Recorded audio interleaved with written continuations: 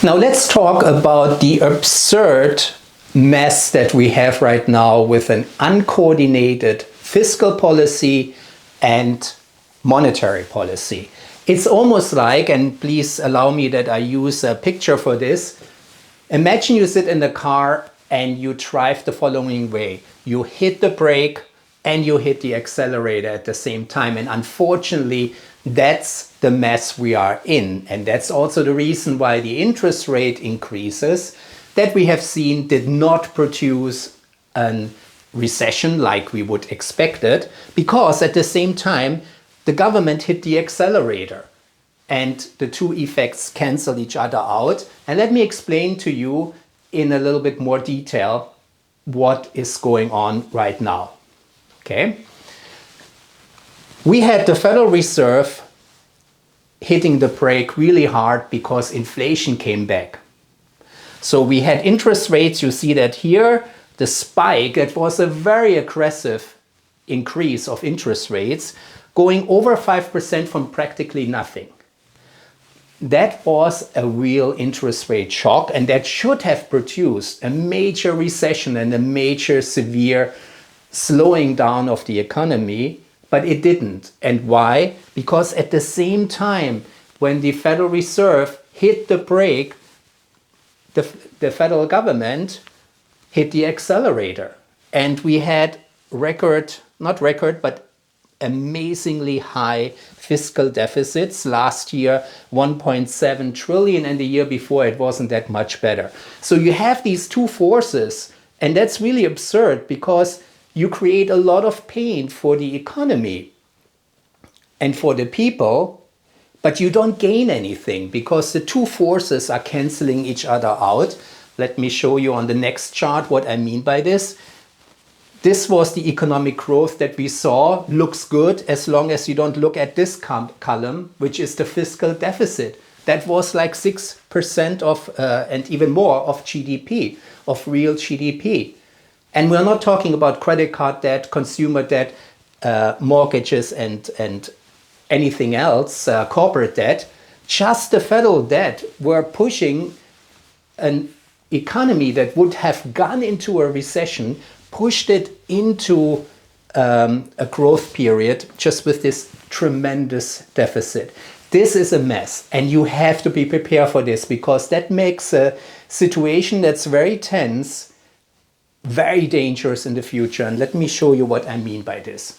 On this chart, let me go through the conclusions and what you need to prepare for. Okay, federal spending has canceled out the effect of central banks. So that's where we start. And that's a messy thing because we didn't get the recession that we needed to slow down the economy and bring inflation that much down as we wanted to. In other words, we have created an unnecessary pain for particularly the lower 60% of the economy.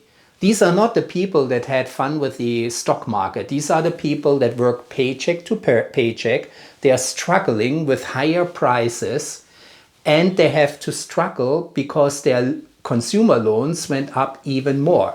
And in history, we know that the lower 60% is the group of people you have watched for political and for social stability, because these are the people that get frustrated if they see such an economic mess, and they might vote for radical leaders in the next elections.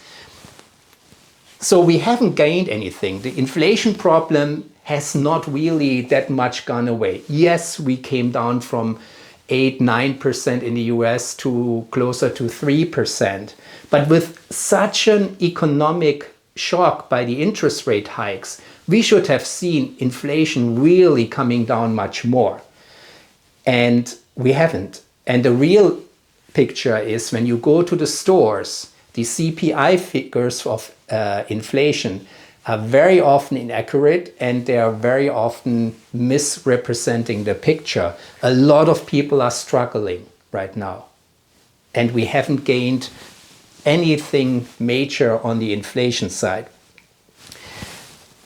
On the debt side, the problem got even worse. When you look on the chart before, let me just look at this column here.